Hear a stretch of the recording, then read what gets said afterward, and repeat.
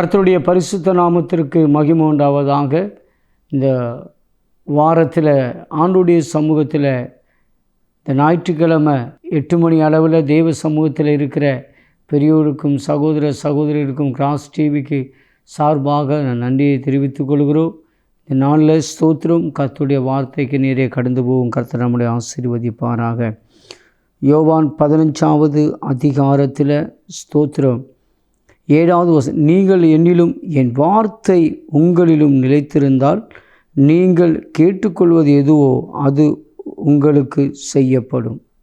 இங்கே நம்ம பார்க்கிறோம், நீங்கள் என்னிலும் என் வார்த்தையிலும் நிலைத்திருந்தால். ஸ்தோத்திரம். இன்றைக்கு மனுஷனுக்கு தேவனுடைய வார்த்தையில் நிலைத்திருக்க இன்றைக்கி பலருக்கும் முடியலை. பலரும் நம்ம பார்க்கும்போது மனுஷனுடைய வார்த்தைகளில் நம்ம நிலைச்சு நிற்கிறோம்.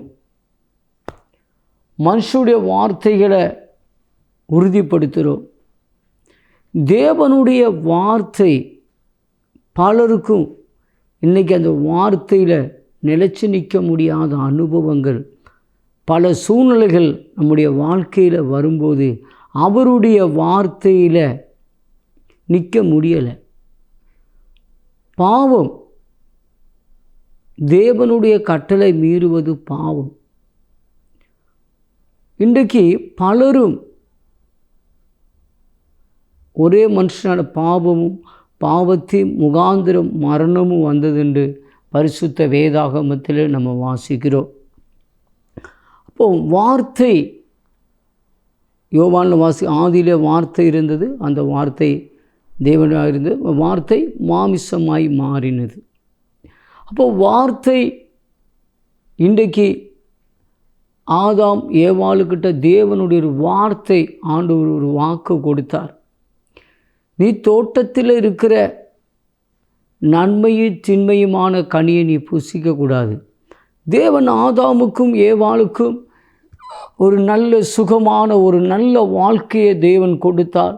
ஏதேன் தோட்டத்தில் அனுகிரகமான ஆசீர்வதிக்கப்பட்டிருக்கிற ஒரு நல்ல ஆசீர்வாதமாய் ஆதாமும் ஏவாளையும் தேவன் வைத்திருந்தார். ஆனால் ஆண்டவருடைய வார்த்தைக்கு ஆதாமும் ஏவாளும் நிலைச்சு நிற்க முடியலை. இன்றைக்கு ஸ்தோத்திரம், பரிசுத்தவான்கள் பழைய ஏற்பாட்டிலையும் புதிய ஏற்பாட்டிலையும் பாருங்கள், ஆண்டவருடைய வார்த்தையில் ஒருத்தரும் நிலைச்சு நின்ற மாதிரி யாரும் இல்லை. இயேசு மட்டும் பிதாவுடைய சித்தத்தை நான் செய்ய நிறைவேற்ற வந்தேன். அவருடைய வார்த்தையில் ஒருவன் என்னிலும் என் வார்த்தையிலும். எனக்கு பிரியமான தேவனுடைய பிள்ளைகளை, இயேசு கிறிஸ்துவினுடைய இரத்தம் நமக்குள்ளே பாய்ந்திருக்கும் போது, இயேசு கிறிஸ்துவின் இரத்தத்தினால் நம்முடைய பாவங்கள் கழுவப்பட்டிருக்கும் போது, அவருடைய வார்த்தையில் இன்றைக்கு பலரும் நிற்க முடியாத அனுபவங்கள். ஆபிரகாமுக்கு தேவன் 75 வயசில் ஆபிரகாமோடு கூட ஆண்டவர் பேசுகிறார். நான் உன் தேசத்தையும் இனத்தையும் விட்டுட்டு நான் காண்பிக்கும் தேசத்துக்கு போ, நான் உன்னை ஆசீர்வதிப்பேன் என்று சொன்னான்.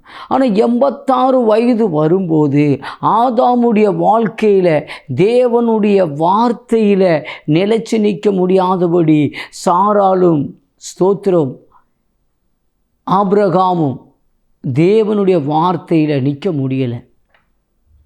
அந்த நிலைச்சு நிற்க முடியாதபடி சாராள் சொல்லுகிறார், இனி குழந்தை வைக்கத்துள்ள தகுதி கோல் நமக்குள்ளே இல்லை. ஸ்தோத்திரம், எனக்கு இல்லை.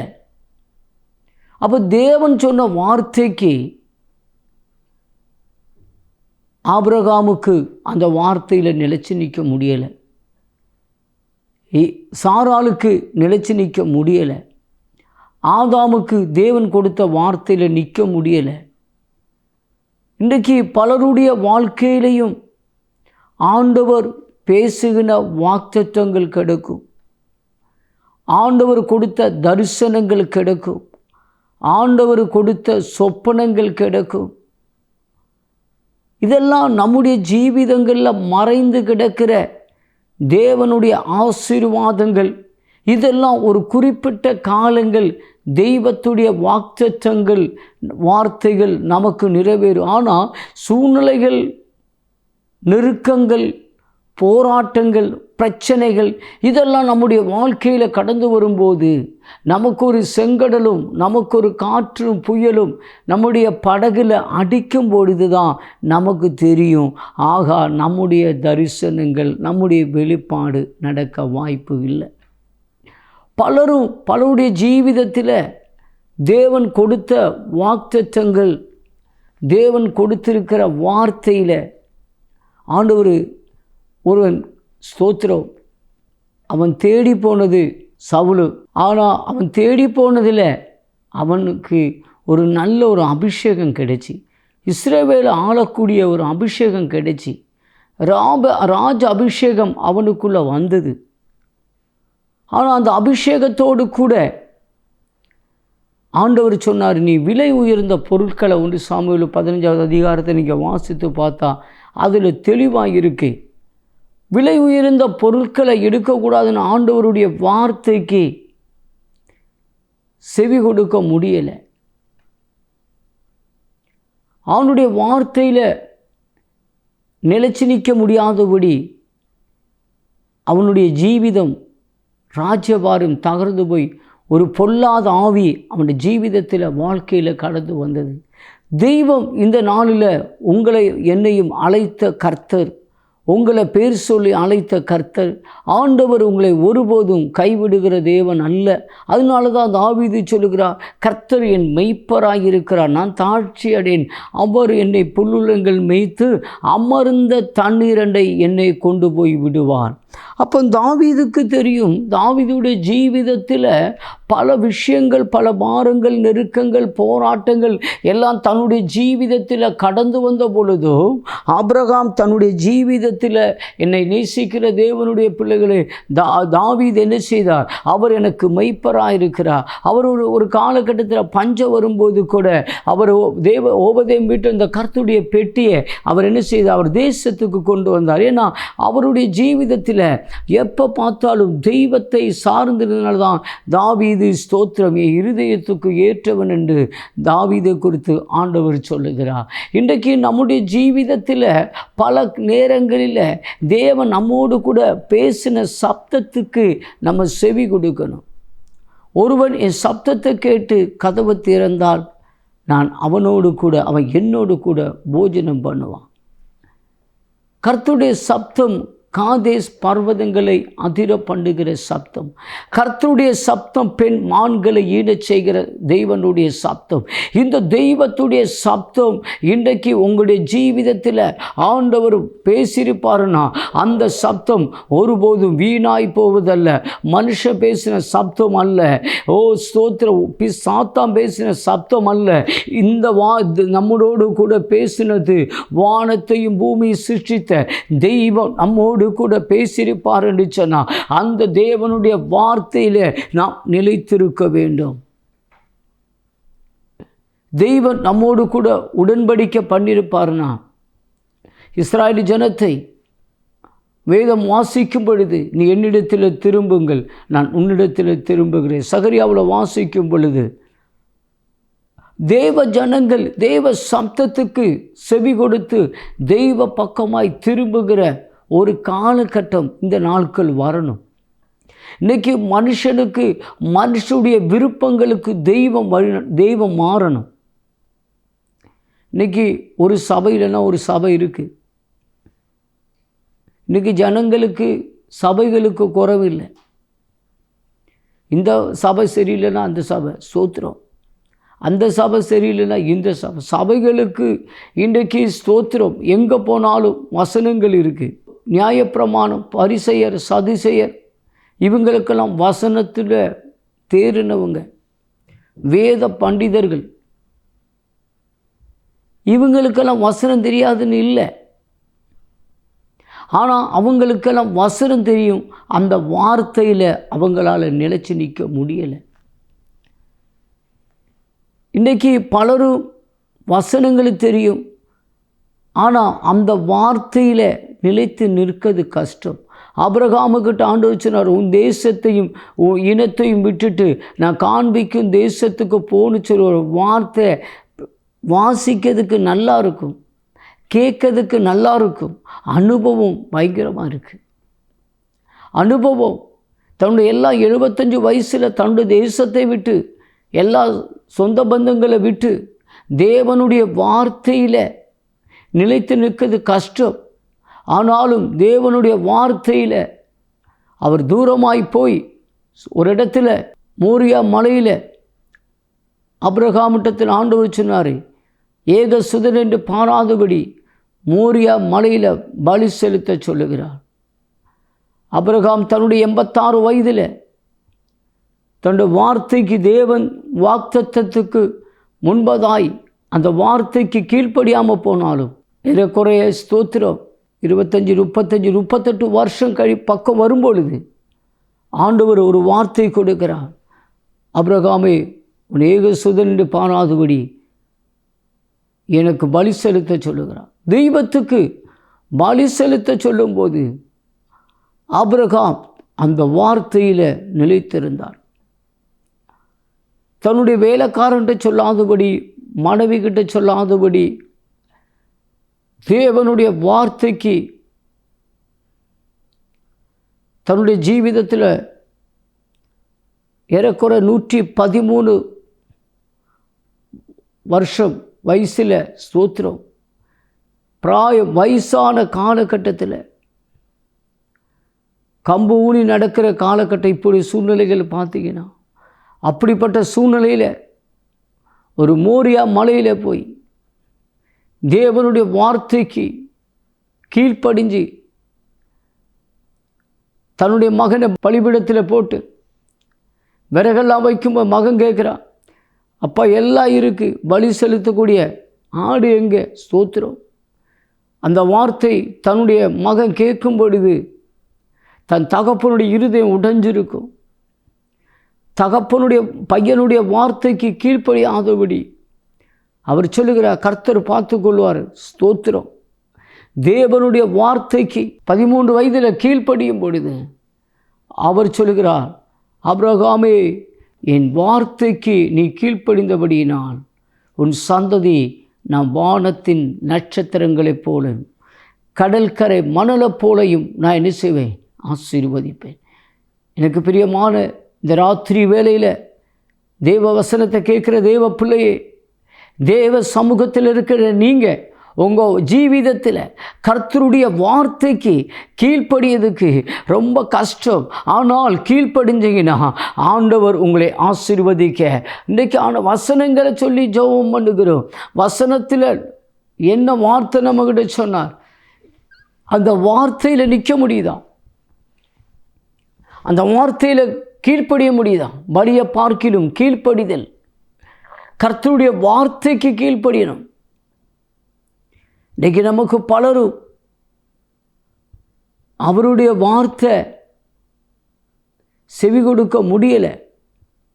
ஒருவன் சப்தத்தை கேட்டு செவி கொடுத்தான். தேவ சப்தத்துக்கு செவி கொடுக்கணும். ஆபிரகாமுக்கு ஏறக்குறைய ஸ்தோத்திரம் ஆண்டவரோடு கூட 175 வயசில் மரித்தார் நினைக்கிறேன். ஏறக்குறைய ஆபிரகாமோடு கூட ஆண்டவர் பேசின சப்தம் 10 தடவை தான். அந்த 10 வார்த்தைக்கு அவருக்கு சில இடங்களில் கீழ்ப்படியாமல் போனார். 12வது அதிகாரத்தில் கீழ்ப்படுகிறார். 15வது அதிகாரத்தில் அவர் கீழ்ப்படியலை. புறாவை அந்த பலி செலுத்த சொல்லும்போது புறாவை அந்த வார்த்தைக்கு கீழ்ப்படியாதபடி புறாவை துண்டிக்காத நிமிஷம் ஆண்டவர் சொன்ன ஒரு நல்ல நித்திரையை கொடுத்து, ஆபிரகாமே, உன் சந்ததி அந்நிய தேசத்தில் 400 வருஷம் அடிமைகளாயிருக்கும். அப்போ ஆபிரகாம் தன்னுடைய ஜீவிதத்தில் குழந்தை பிறக்கதற்கு முன்பதாய் தேவ சப்தத்துக்கு செவி கொடுக்காதது நிமித்தம் அவனுடைய ஜீவிதத்தில் பிறக்கிறதுக்கு முன்பதாய் குழந்தைகளுக்கு சாபத்தை வாங்கி கொடுத்த ஒரு தேவ மனுஷன் நமக்கு முன்பதாய் ஆபிரகாமை குறித்து காண முடியுது. ஆனாலும் அதே மனுஷனை ஸ்தோத்திரம் தன்னுடைய 113 வயது வரும்போது தெய்வத்துக்கு கீழ்ப்படிந்தது நிமித்தம் அதே சந்ததியை ஆண்டவர் சொல்லுகிறார், வானத்தின் நட்சத்திரங்களைப் போலையும் கடற்கரை மணலை போலையும் நான் ஆசீர்வதிப்பேன். இந்த ராத்திரி வேளையில் எனக்கு அருமையான தேவ பிள்ளையே, கடந்த நாளுக்கு தேவனுடைய வார்த்தைக்கு கீழ்ப்படியாமல் சுயபோதத்தும் சுயமான ஜீவிதத்துக்கும் உலக வாழ்க்கைக்கும் கீழ்ப்படிஞ்சு இன்னைக்கு ஆண்டோடைய சப்தம் சொல்லுகிறது, நீ என்னிடத்தில் திரும்பு, நான் உன் பக்கமாய் திரும்புகிறேன். தெய்வ பக்கமாய் திரும்பும் போது தெய்வத்துடைய சமாதானம் கிடைக்கும். தெய்வம் பக்கமாய் திரும்பும் போது தெய்வத்துடைய சந்தோஷம் கிடைக்கும். இன்றைக்கு பலருடைய ஜீவிதத்தில் தெய்வ பக்கமாய் திரும்பாதபடி உலக மோகங்களுக்கும் உலக இச்சைகளுக்கும் ஜீவிதத்துடைய பெருமை உலக வாழ்க்கைக்கு நேரே நாம் தெய்வ சப்தத்தை விட்டு விலகி ஓடி உலகத்துக்கு ஒத்த வேஷம் போட்டு ஓடுகிறோம்னா இன்றைக்கு ஸ்தோத்திரம் தெய்வ சப்தத்தை கேட்கிற தெய்வ பிள்ளைகளே, நம் தெய்வ சப்தத்துக்கு செவி கொடுக்கணும். யோனா நினவே பட்டணத்தில் பிரசங்கிக்க ஆண்டவர் சொல்லுகிறார். யோனா நினவே பட்டணத்தில் அந்த தேசத்தில் அடிமைகளாய் வாழ்ந்தவங்க, அடிமைகளாய் வாழ்ந்த நினவே பட்டணத்தாருக்கு அடிமையாக இருந்தவங்க போய் அந்த இடத்துல போய் பிரசங்கிக்க முடியாது. எல்லாம் சொல்லலாம், யோனா கீழ்ப்படியாமல் போனான். யோனா கீழ்ப்படியாமல் போக காரணம் என்ன? அந்த தேசத்தில் நினவே பட்டணத்தில் அடிமைகளாக இருந்தவங்க, அடிமைகளாக இருந்த நினவே பட்டணத்தில் போய் யோனா பிரசங்கிக்கக்கூடிய அவங்க ஏற்றெடுக்க மாட்டாங்கன்னு தெரியும். இவங்க யோனா அங்கே போய் பிரசங்கித்தா யோனாவுக்கு விஷயம் வரும்னா தெரியும். அதனால தான் யோனா என்ன செய்யலை, நினவே பட்டணத்துக்கு போய் தரிசிச்சுக்கு போனது. இன்றைக்கு பலரும் சூழ்நிலைகளில் ஆமாம் நம்ம ஏன் ஆண்டவருக்கு கீழ் ஒரு ஞாயிற்றுக்கிழமை ஒரு ஆராதனைக்கு போகாமல் இருக்குது. எவ்வளோ சூழ்நிலைகள். தேவனுடைய ஞாயிற்றுக்கிழமை புது வார்த்தைகளை தேவனுடைய சப்தத்தை கேட்க ஆராதனைக்கு போகாமல் இருக்கும்போது, இந்த வாரம் அடுத்த வாரம் போயிடலாம், ஞாயிற்றுக்கிழமை ஒரு வாரம் மாறாது. ஆனால் இன்றைக்கி கிடைக்கிற சத்தியம் அடுத்த ஞாயிற்றுக்கிழமை கிடைக்காது. இந்த ஞாயிற்றுக்கிழமை கிடைக்கிற விடுதலை அடுத்த ஞாயிற்றுக்கிழமை கிடைக்காது. இந்த ஞாயிற்றுக்கிழமை இருக்கிற பாவத்துடைய ரட்சிப்புடைய சப்தம் அடுத்த வாரம் கிடைக்கும்னு சொல்ல முடியாது. ஆனால் ஆலயம் இருக்கும், ஊழியக்காரர் இருப்பார், பரிசுத்த வார்த்தைகள் வெளிப்படும். நமக்கு கிடைக்க வேண்டிய தேவ சப்தம் அந்த நாள் நமக்கு இல்லாமல் போகும். ஸ்தோத்திரம். இன்றைக்கு பலரும் தெய்வ சப்தம், பலரும் தெய்வத்தை ஆராதிக்காம வீட்டில் ஸ்தோத்திரம். பலரும் ஆன்லைனில் இப்போவும் கொரோனா காலத்தில் இருந்தது போல் வீட்டில் இருக்கிறாங்க. பரிசுத்த ஓய்வு நாள், தெய்வத்தை ஆராதிக்கக்கூடிய நாள். இந்த ஆராதிக்கிற நாள் கூட இன்றைக்கி அவங்க சுயமான நேரங்களுக்காக ஒதுக்கிட்டு பாக்கி நேரம் அவங்களுடைய சுய காரியங்களுக்கு போகிறாங்க. தேவனுடைய சத்தம் ஆண்டவர் யோனாவிடத்தில் சொன்னபோது, யோனாவை நீ பயப்படாத, நீ எந்த தேசத்தில் அடிமையாக இருந்தோ அந்த தேசத்தில் உன்னை கொண்டு நான் ரட்சிப்பை, அந்த நினைவு பட்டணம் உன்னை கொண்டு நான் ரட்சிப்பை அனுப்பிச்சு. ஆண்டவரே, யோனா சிந்திக்கலாம், ஐயோ நினைவு பட்டணத்தில் நாங்கள் அடிமைகளாக இருந்தோம், அந்த ஜனங்களை எங்களை ஏற்றெடுக்க மாட்டாங்க. பல நேரத்தில் நம்முடைய ஒரு தாழ்வு மனப்பான்மைகள் நம்முடைய ஜீவிதத்தில் வரும். ஐயோ நம்ம சொன்னால் இவங்க ஏற்றெடுப்பாங்களா, நம்ம சொன்னால் இவங்க அங்கீகரிப்பாங்களா, நம்ம சுவிசேஷம் சொன்னால் ஏற்றெடுப்பாங்களா, இல்லை நம்ம இவங்களுக்கு சத்தியம் பேசினா இவங்க நம்ம எதையும், அப்படி உள்ள சில பயங்கள் நம்முடைய வாழ்க்கையில் கடந்து வரலாம். ஆனால் யோனாவை தரிசிச்சுக்கு போன யோனாவை ஒரு திமிங்கலத்தை கொண்டு நினைவுக்கு கர்த்தர் கொண்டு வந்தார். எனக்கு பிரியமான தேவப்பிள்ளை, தெய்வம் உங்களை ஊழியத்துக்கு அழைச்சிருந்தா நீங்கள் சோர்ந்து வராதிங்க. உங்களை சுவிசேஷம் சொல்றதுக்கு கர்த்தர் அழைச்சிருந்தாருன்னா கர்த்தர்களை ஜெபிக்கிறதுக்கு சொல்லியிருப்பார்னா. ஸ்தோத்திரம். அவர் சொன்ன வார்த்தைக்கு கீழ்ப்படிந்து ஓட்டத்தை நீங்கள் ஆரம்பிங்க. தெய்வம் கர்த்தர் பார்த்து கொள்ளுவான். அவருடைய வார்த்தைக்கு கீழ்ப்படிஞ்சு நீங்கள் செவி கொடுப்பீங்கன்னா அவர் உங்கள் பக்கமாய் திரும்புவான். யாக்கோபுல சொல்லுகிறது, என்னிடத்தில் சேருங்கள், நான் உங்கள் பக்கமாய் சேருகிறேன். தெய்வத்து வாக்குக்கு நாம் திரும்பணும். அதான் மன திரும்புதல். நம்முடைய சுயமான ஜீவிதம் அல்ல. இன்றைக்கி அநேக தெய்வத்தை ஆராதிக்கிறவங்க ஜெபிக்கிறதுக்கு நேரம் இல்லை. இன்றைக்கி பலருக்கும் அவ்வளோ 24 மணி நேரத்தில் ஒரு 20 பாகம், ஒரு 2.5 மணி நேரம், ஒரு 40 நிமிஷமாவது நம்முடைய தசமபாகம் கொடுக்கணும். ஒரு அரை மணி நேரம் கொடுக்க கூட இன்றைக்கி நமக்கு நேரம் இல்லை. இன்றைக்கி எல்லோரும் ஒவ்வொரு புக்கில் பார்த்தீங்கன்னா ஜெப பங்காளர்கள் இவங்க சேர்ந்து இவங்களுக்காக இன்றைக்கி ஜெபிக்கிறதுக்கு ஒரு கூட்டம் மாறிட்டு, காலகட்டம் மாறி போச்சு. கம்ப்யூட்டர் காலங்கள். இன்றைக்கு மனுஷனுக்கு ஜெபிக்கிறதுக்கு நேரம் இல்லை, தேவ சமூகத்தில் இருக்க நேரம் இல்லை. இன்றைக்கி சம்பாதிக்கணும், சொத்துக்களும் சம்பாதிக்கணும், பொருள் நேரங்கள், டிவிக்கு நேரம், பல நேரங்கள் இருந்து சீரியலை பார்க்குறாங்க. ஆனால் ஜெபிக்கிறதுக்கு அவங்களுக்கு நேரம் இல்லை. இன்றைக்கு ஸ்தோத்திரம், ஒரு பெரிய ஒரு கொடிய காலகட்டத்தில் தேவனுடைய வார்த்தையுடைய சப்தம் மல்கியாவுக்கும் மத்தவுக்கு ஏறக்குறைய 400 வருஷம் இந்த பூமியில் கர்த்தர் பேசாமல் இருந்தாங்கன்னு சொல்லி வேத பண்டிதர்கள் சொல்கிறாங்க. தெய்வ சப்தங்கள் இன்றைக்கு இல்லை. தெய்வ சப்தத்துக்கு செவி கொடுக்கிற கூட்டங்கள் இன்றைக்கு குறைந்து கொண்டு இருக்கு. தெய்வ சப்தம் கேட்கறதுக்கு ஆட்கள் குறைவு. கடந்த நாட்கள் என்னுடைய காலகட்டத்திலெல்லாம் பார்க்கும்போது நற்செய்தி பெருவிழா கூட்டங்கள் பல இடங்களில் நடக்கும். ஆண்டுடைய வார்த்தைக்கு நாம் செவி கொடுக்கும் பொழுது ஆண்டவர் கண்டிப்பாக ஆண்டவர் வாக்குத்தத்தங்கள் நிறைவேற்றுவார். புதிய ஏற்பாட்டில் நம்ம பார்க்கும்போது ஆண்டவர் சொன்னார், 1 மணி நேரம் விழித்திருந்து ஜெபம் பண்ண சொன்னார். ஆண்டுடைய வார்த்தைக்கு சிஷ்யர்கள் கீழ்ப்படியலை. வார்த்தை தேவனுடைய சப்தம் அவருக்கு அப்போஸ்தலனாகிய பவுலுக்கு ஒரு தரிசனம் கொடுத்தார். அது கீழ்ப்படியாமல் அவர் மறுபடியும் யாத்திரையில் போனதை காண முடியுது. இப்போ தெய்வ சப்தம் இன்றைக்கு பலருக்கும்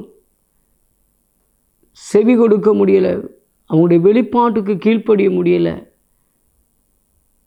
அதுதான் இன்றைக்கு நமக்குள்ளே இருக்கிற ஒரு பாவம், தெய்வ வார்த்தைக்கு கீழ்ப்படியாமல் போகிற பாவம். இன்றைக்கி பரிசுத்தாத்மாவு நமக்குள்ளே வரும்போது பைபிள் என்ன சொல்லுதுன்னா, பரிசுத்தாத்மாவை துக்கப்படுத்துகிற பாவம் மறுமையிலும் மன்னிக்கப்படாது. இன்றைக்கி 3ல் 1 இருக்கிற பரிசுத்தாத்மாவை கர்த்தர் உங்களுக்குள்ளே கொடுத்திருக்கிறார். இந்த பரிசுத்தாத்மாவை உங்களுக்குள்ளே வந்து உங்களை சகல சத்தியத்துக்குள்ளும் வழிநடத்துகிறது. அவர் நீதியை குறித்தும் பாவத்தை குறித்தும் நியாயத்தை குறித்தும் போதிக்கிறவர். இன்றைக்கி இந்த பரிசுத்தாத்மாவுடைய சப்தத்துக்கு நம்முடைய மனசு செவி கொடுக்கணும். பரிசுத்தாத்மாவுடைய சப்தத்துக்கு நம்முடைய சிந்தனை செவி கொடுக்கணும். இன்றைக்கு பரிசுத்தாத்மாவு நமக்குள்ளே இருக்கும்போது அந்த பரிசுத்தாத்மாவை துக்கப்படுத்தாதபடி, அந்த பரிசுத்தாத்மாவுடைய வார்த்தைக்கு கீழ்ப்படியும் போது, இன்றைக்கி தெய்வம் ஒரு மனுஷனுக்குள்ளே வந்தார்.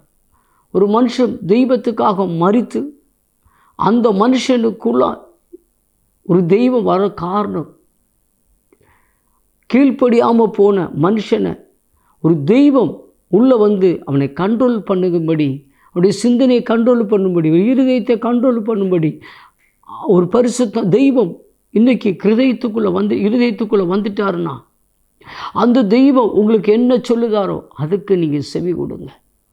உங்கள் புத்திக்கு செவி கொடுக்காதபடி, ஏன்னா அந்த புத்தியை தெளிவிக்கிற கனிதான் இன்றைக்கு புசித்தது. அதனால் இன்றைக்கி பலரும் புத்தியில் தான் பலதும் தெய்வத்தை பார்க்குறாங்க. ஆனால் ஒரு தெய்வம் இருதயத்துக்குள்ளே வந்துட்டார். அந்த இருதயத்துக்குள்ளே தெய்வம் அந்த தெய்வம் உங்களுக்கு என்ன சொல்லுகிறாரோ, ஆண்டவராய் பரிசுத்தாத்மா உங்களுக்குள்ள இருந்து எதுக்கு உங்களோடு கூட பேசுகிறாரோ அதுக்கு நீங்கள் செவி கொடுத்தீங்கன்னா, ஒருவன் நானே வாசல் வழியாக பிரவேசிக்கிறவன் அவன் உள்ளும் புறமும் செழிப்படைவான் என்று சொன்னான். இந்த ராத்திரி வேளையில் அவருடைய வார்த்தைக்கும் அவருடைய சப்தத்துக்கும் அவருடைய வெளிப்பாட்டுக்கும் பலது நான் கீழ்ப்படியாமல் போனதுனால ஒரு திருமண காரியத்தில் கீழ்ப்படியாமல் போயிருப்போம், ஒரு குடும்ப சூழ்நிலையில் பிஸ்னஸில் கீழ்ப்படியாமல் போயிருப்போம். எங்கெல்லாம் நம்ம கீழ்ப்படியாமல் போனோமோ அதெல்லாம் நமக்கு இன்றைக்கி தோல்விகளாக இருக்க காரணத்தை கண்டுபிடிச்சி இனி உள்ள நாட்களில் தெய்வத்துக்கு கீழ்ப்படுகிற பிள்ளையா, தேவ சப்தத்துக்கு கீழ்ப்படுகிற பிள்ளைகளா நாம் மாறுவோம் என்று சொன்னால் நம்முடைய வாழ்க்கை உள்ளும் புறமும் செழிப்படையும். கர்த்தர் எனக்கு மெய்ப்பராக இருப்பார், நான் தாழ்ச்சி அடையேன். அவர் என்னை புல்லுலகில் மெய் தமர்ந்த தடையேன். தெய்வ சப்தத்துக்கு செவி கொடுத்து நீங்கள் போவீங்கன்னா கர்த்தர் உங்களை ஆசீர்வதிப்பார், அவர் உங்களை கனப்படுத்துவார். இயேசுவின் நாமத்தில் எல்லா கண்களை மூடி நாம் ஜெபிக்கலாமா? கண்ணுடைய கடந்த நாட்களில் ஒரு தெய்வ சப்தத்துக்கு செவி கொடுக்காமல் ஆண்டவரே பலதுக்கும் நான் கீழ்ப்படியாமல் போனது நிமித்தம் இந்த வாழ்க்கையில் அநேக தோல்விகள் ஆண்டவரே. ஆனாலும் ஒருவன் என்னின் வார்த்தையிலும் ஆண்டவரே என்னுடைய விஷயங்கள் என்ன முன்னாடி எவ்வளோ பெரிய போராட்டங்கள் எவ்வளோ பிரச்சனைகள் முன்னாடி கடந்து வந்தாலும் ஆண்டவரே உங்களுடைய சப்தத்துக்கு மாத்திரம் நான் செவி கொடுப்பேன். ஆண்டவர் சொன்னார், அக்கறைக்கு போவோம் வாருங்கள் சொல்லும்போது அக்கறைக்கு போகிற சூழ்நிலையில் ஒரு காற்றும் புயலும் அடித்த போது அவர்கள் கீழ்ப்படிந்தாங்க. ஆண்டவரே குருவே நாங்கள் மடிது உமக்கு சித்தமா? ஆனால் அழைத்த தேவன் அவருடைய பின்னணியில் தலை சாய்த்திருந்தாருன்னா அழைத்த தேவன் ஒருபோதும் அவரை மூழ்கி போக விடுகிற தெய்வம் அல்ல, அக்கறைக்கு கொண்டு போகிற தெய்வம் என்று சொன்னால் இந்த ராத்திரி வேளையில் தேவ பிள்ளையே நீ மூழ்கி போகிறவங்க அல்ல, அழிந்து போகிற அல்ல. நம்முடைய இயேசுவின் நாமத்து மேல் வாக்தத்தமான தெய்வத்தோடு கூட நம்ம போகிற பிள்ளைகள். அதனால் நம்முடைய ஜீவத்தை எந்த காற்று புயல் அடித்தாலும் அதை கண்டு அசைந்து போகாதபடி அக்கறைக்கு போகிற தெய்வம் நம்முடைய படகுல இருக்கிறார். ஆண்டவர் உங்களை ஆசீர்வதிப்பார். இயேசுவின் நாமத்து மேல் இந்த வார்த்தை மூலம் கர்த்தர் ஆசீர்வதிப்பாங்க. துதி கன மகிமை உமக்கே செலுத்துகிறோம். இயேசுவின் நாமத்து மேல் அப்படின்னு ஜெபிக்கிறோம் நல்ல பிதாவே, ஆமென்.